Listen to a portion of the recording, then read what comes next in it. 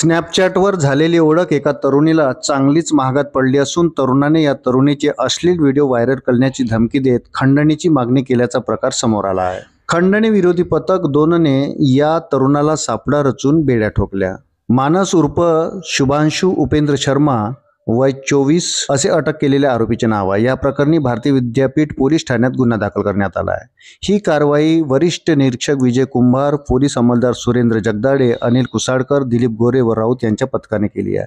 वृत्त सविस्तर जाणून घेण्याकरता चॅनलला सबस्क्राइब जरूर करा। मानस हा मध्य प्रदेशातील आहे। गेल्या 4 वर्षापासून तो पुण्यात मित्रासोबत राहतो। त्याने एक नवीन सिम कार्ड घेऊन त्यावर स्नॅपचॅट उघडले होते। यावरून त्याने संबंधित तरुणीची ओळख निर्माण केली। ओळखीनंतर तिच्याशी जवळीकता वाढवली आणि तिची भेट देखील घेतली। नंतर ऑनलाईन व्हिडिओ कॉल करण्यास सुरुवात केली।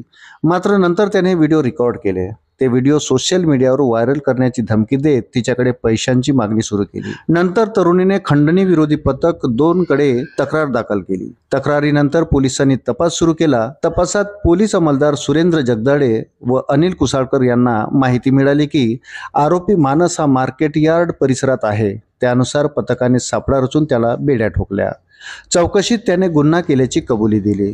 त्याला पुढील कारवाईसाठी भारतीय विद्यापीठ पोलिसांच्या ताब्यात दिले आहे।